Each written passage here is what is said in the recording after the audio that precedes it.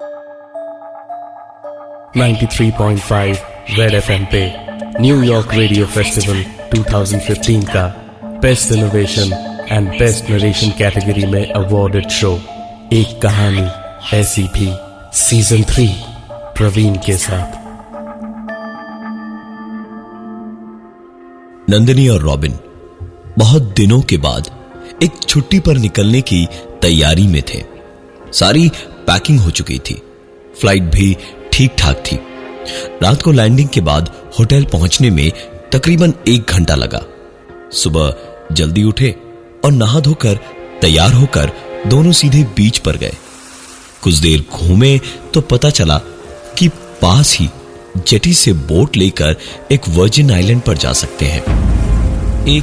एकदम ही खाली आइलैंड के बारे में सोच के ही नंदिनी की खुशी का ठिकाना नहीं रहा। रॉबिन के वो पीछे ही पड़ गई वहां जाने के लिए। रॉबिन भी जाना चाह ही रहा था तो बोट रेंट पर लेने के लिए बोटमैन के पास गए तो बोटमैन ने पैसे थोड़े ज्यादा मांगे। रॉबिन भी मोल भाव करने में लग गया तो बोटमैन ने बड़ी डरावनी सी एक सर्द आवाज में पूछा, क्या साहब, जान ज्यादा प्यारी है कि पैसा? रॉबिन ने भी कच्ची गोलियां तो खेली नहीं थी, सेल्स का बंदा था। अड़ गया अपनी बात पर और सवाल का 2 टूक जवाब दिया, पैसा। बोटमैन भी मान ही गया और बोट रेंट पर लेकर दोनों निकल पड़े आइलैंड की ओर। आइलैंड पर पहुंचकर वहां की खूबसूरती देखकर दोनों बिल्कुल पागल से हो गए। शहर की भाग दौड़, भीड़ भाड़, एक मसरूफ सी जिंदगी से इतनी दूर आकर जैसे सुकून की गोद में थे नंदिनी और रॉबिन। दोनों ही आइलैंड की छोटी छोटी पहाड़ियों को देखते तो कभी उछलती कूदती मदमस्त लहरों को देखकर मुस्कुराते नहीं थकते। बोट वाले को 2 घंटे रुकने के पैसे भी दिए थे। रॉबिन ने नंदिनी का हाथ पकड़ा और उसे लेकर हरे भरे पेड़ों से ढकी एक छोटी सी चट्टानी पहाड़ी पर चढ़ने लगा और पेड़ों के झुरमुट में घुसते ही एक आवाज सुनाई दी जिसने रॉबिन और नंदिनी का दिल तुरंत ही दहला दिया। तुरंत दौड़कर पेड़ों के बीच से बाहर आकर समंदर किनारे की उस चमकती सुनहरी रेत पर खड़े खड़े दोनों ने देखा कि वो बोटमैन बोट लेकर वापस जा रहा था, उन्हें अकेला उस सुनसान आइलैंड पर छोड़कर। बार बार पलटकर देखता और मुस्कुराता जैसे मोल भाव करने की सजा दे रहा था रॉबिन को। दोनों को कुछ समझ नहीं आ रहा था कि ऐसी हालत में क्या करें। नंदिनी का अब रोना नहीं रुक रहा था और रॉबिन सिर्फ नंदिनी को ही लेकर परेशान नहीं था, बल्कि ये सोच सोच के आधा हुआ जा रहा था कि इस खाली आइलैंड पे सिर्फ यही दोनों अकेले थे। कब तक जिंदा रह पाएंगे क्या पता, और कब तक कोई शिप या बोट आएगी उन्हें बचाने। किसी तरह जो भी हुआ उसे दिल ही दिल मानकर रात का अंधेरा घिरा तो रॉबिन ने लकड़ियां इकट्ठा करके अपने लाइटर से आग जलाई, इधर उधर से कुछ फल उठाए और एक आध किसी तरह कपड़ों में फंसाई मछलियां उसी आग में भूनकर खाते खाते दोनों यही सोचते हुए सुबह के इंतजार में सो गए कि सुबह कोई ना कोई जरूर आएगा या फिर वही बोटमैन आएगा ज्यादा पैसों के लालच में। नींद में ही रॉबिन को अचानक अपने एक हाथ में ऐसा दर्द हुआ कि नींद से चीखता हुआ उठा।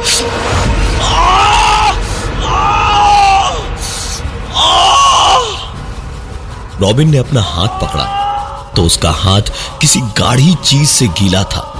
नींद झटक कर आंखें खोलकर देखा तो रॉबिन को लगा जैसे पूरी जिंदगी इसके बाद 7 तालों में बंद होकर भी सुकून से नहीं सो पाएगा, क्योंकि उस लाल सी लगभग बुझी आग की रोशनी में रॉबिन ने देखा कि वो गाढ़ी गीली चीज कुछ और नहीं, उसका अपना खून था और सामने रॉबिन के हाथ से मांस का टुकड़ा अपने जबड़े में दबाए गुर्राता हुआ एक कुत्ते जैसा कोई जानवर था उस आइलैंड पर।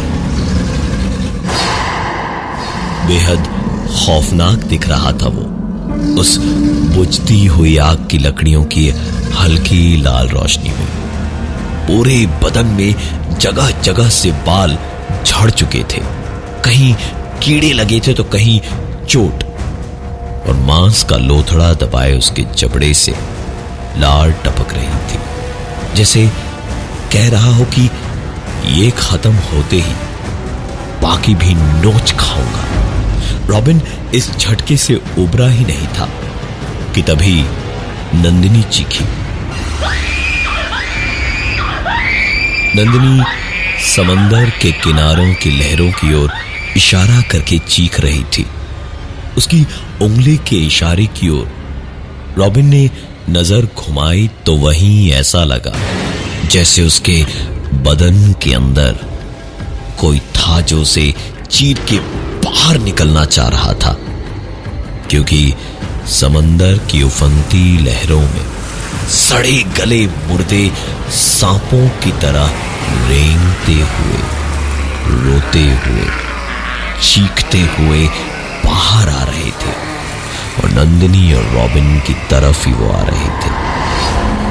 नंदिनी और रॉबिन ने किसी तरह खुद को इस झटके से संभाला, लेकिन जब तक दोनों भाग पाते लहरें उन तक पहुंच चुकी थी, और दौड़ते दौड़ते जाने कब उस रेत में से कुछ हाथों ने निकल के दोनों के पैरों को जकड़ लिया। दोनों चीखते रहे, चिल्लाते रहे, लेकिन उनकी चीखें सुनने वाला उस पूरे आइलैंड में कोई नहीं था। दोनों समझ गए थे कि जिंदा रहना है तो खुद की मदद खुद ही करनी पड़ेगी। हाथ पैर चलाकर किसी तरह से उस पकड़ से छूटकर दोनों भागने को हुए तो दोनों की ही चीखें एक साथ निकली, क्योंकि दोनों के पैरों से उन हाथों ने गोश्त नोच निकाला था। पलट कर देखा तो वो कुत्ता बड़े चाव से रॉबिन के हाथ का वो टुकड़ा चबा रहा था, और वो रेत के नीचे के हाथ गोश्त मुट्ठी में दबाए हुए थे। बेहद दर्द में लंगड़ाते लंगड़ाते रॉबिन और नंदिनी किसी तरह पेड़ों के बीच में पहुंचे और वहीं बेहोश हो गए। सुबह नींद खुली समंदर की लहरों की आवाज से, और चोटों में बेहद दर्द से आंख खोलकर देखा तो कुछ समंदर के पंछी उनकी चोटों को नोच खसोट रहे थे। रॉबिन ने पास पड़ी एक लकड़ी उठाकर उन पंछियों को भगाया, और दोनों निढाल से होकर वापस रेत और मिट्टी के बीचों बीच गिरे तो एक आवाज से दोनों की जैसे पूरी ताकत और जान लौट आई, जिसमें एक बोट कुछ दूर से ही गुजर रही थी। दोनों को जीने की एक उम्मीद की किरण नहीं बल्कि पूरा सूरज दिखाई दे गया। पता नहीं अधमरे से हो चुके रॉबिन और नंदिनी में इतनी जान कहां से आ गई कि दोनों ने दौड़ लगा दी उस बोट की ओर, और जख्मों की परवाह किए बगैर सीधे समंदर के उस नमक भरे पानी में कूद गए। जख्मों में बेहद जलन हो रही थी, लेकिन अगर जीना था तो ये तो करना ही था। दोनों तैरते तैरते छिछले पानी से अब गहरी समंदर में आ गए थे। पूरे बदन में थकान और जख्मों का दर्द था, जख्मों में बेइंतहा दर्द था, और अब बोट भी जा चुकी थी। कोई रास्ता नहीं बचा था वापस जिंदगी मिलने का, और ठीक तभी दोनों को जैसे समंदर का पानी निकलने लगा। वो दोनों धीरे धीरे पानी के अंदर खींचने लगे।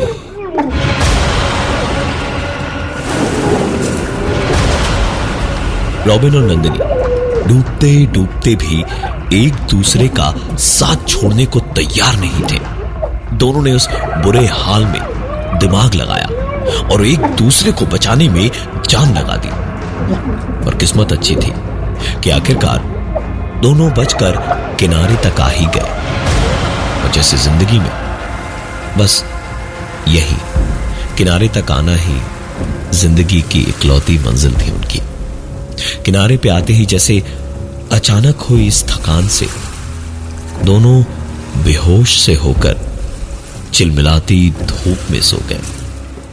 बेहद बुरे हाल में दोनों की नींद खुली तो दोबारा रात का अंधेरा घेर चुका था। पिछली रात के हादसों ने दोनों के दिल में खौफ का घर नहीं, पूरा महल बना डाला था। रॉबिन और नंदिनी भूखे प्यासे डरे घबराए और जख्मों से अधमरे से हो चुके थे।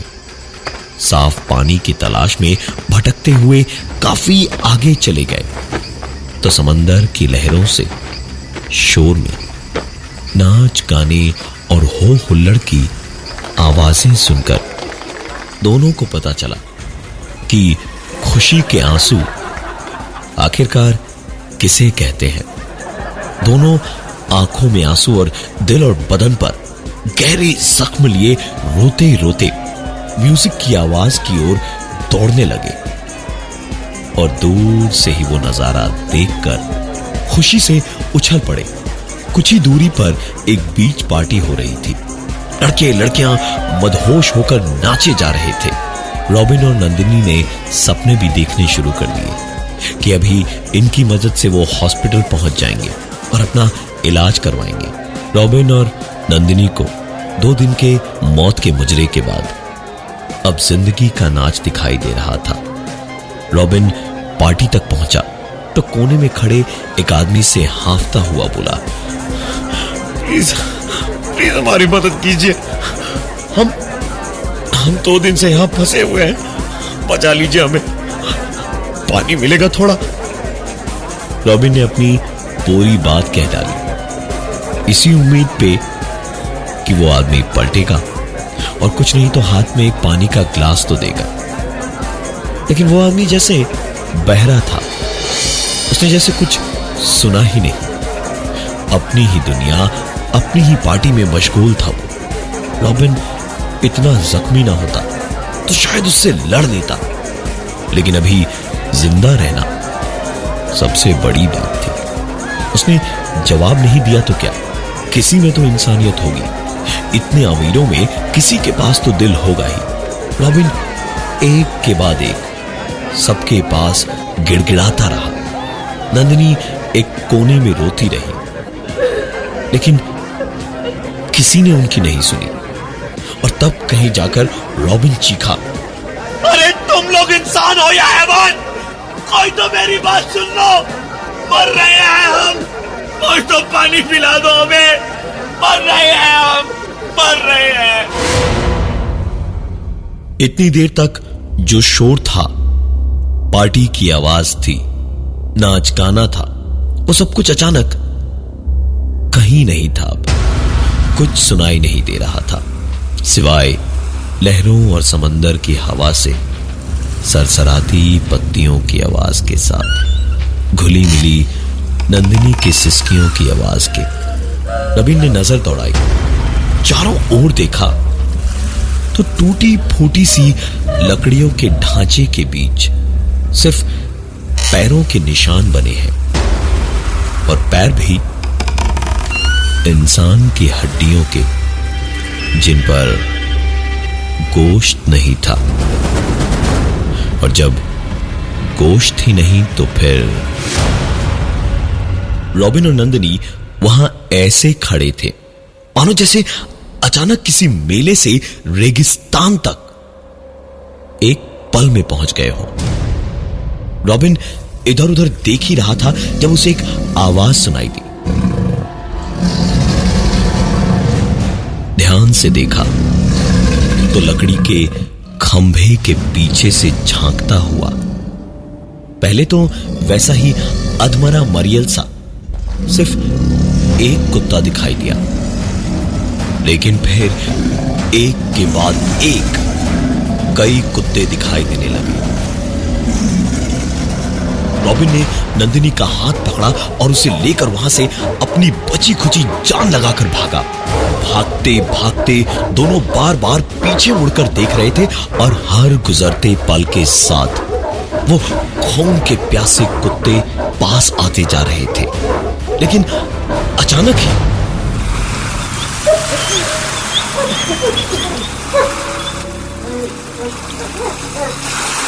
समंदर का पानी तेजी से बढ़ने लगा।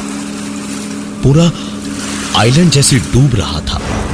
पानी में रॉबिन और नंदिनी की आंखों के सामने वो सारे कुत्ते डूबते चले गए और पानी की सतह पर दोनों को कई सारे हाथ और रह रह के डूबने से बचाने की गुहार लगाने वाले लोग दिखाई देने लगे। हर हाथ, हर डूबता इंसान देख के ही समझ आ रहा था कि ये जिंदा तो नहीं है। रॉबिन और नंदिनी ने सामने एक पहाड़ी देखी।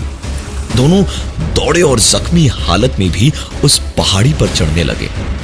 गिरते पड़ते हाँपते हाँपते दोनों एक साथ किसी चीज पर कदम रख के लड़खड़ाए और फिसलकर पहाड़ी से नीचे तक आ चुके समंदर के पानी की ओर गिरने लगे। किसी तरह एक पेड़ की डाली पकड़ के खुद को संभाला दोनों ने। नजर वापस ऊपर दौड़ाई तो खून जैसे बर्फ के छोटे छोटे टुकड़ों में बदल चुका था उनका, क्योंकि जिस चीज पर उनका पैर पड़ के वो फिसले वो हड्डियां थी और पहाड़ी के बिल्कुल ऊपर तक सिर्फ हड्डियां ही हड्डियां फैली थी। समंदर से डूबने से बचने का और कोई रास्ता नहीं था उनके पास। पहाड़ी के ऊपर उन्हें जाना ही था।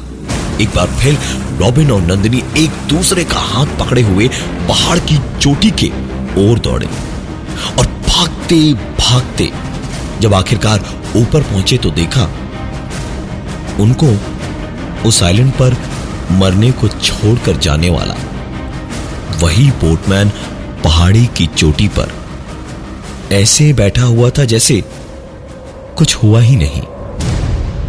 रॉबिन उसको मारने को आगे बढ़ा तो नंदिनी के ख्याल से रुक गया और खुद ही गिड़गिड़ाकर बोला, हमें बचा लो, प्लीज हमें बचा लो, हमें वापस ले चलो। क्या बिगाड़ा है हमने तुम्हारा, क्या बिगाड़ा है हमने?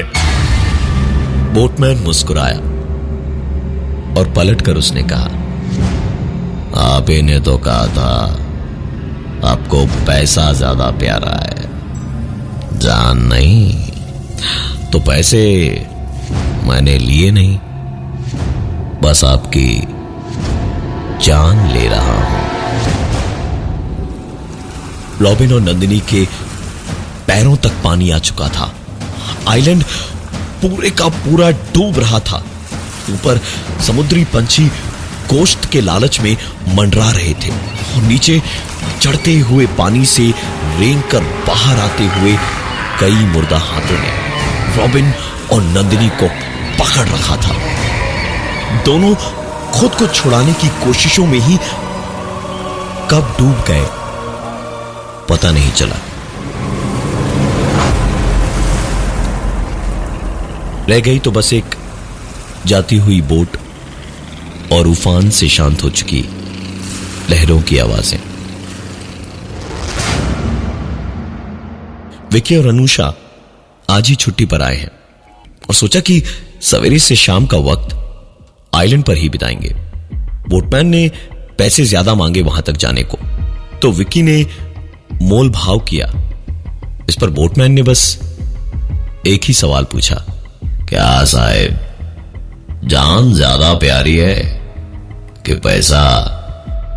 और विकी ने गलत जवाब दे दिया, पैसा। मैं हूं प्रवीण। मैं हूं प्रवीण और ये थी आज की एक कहानी ऐसी भी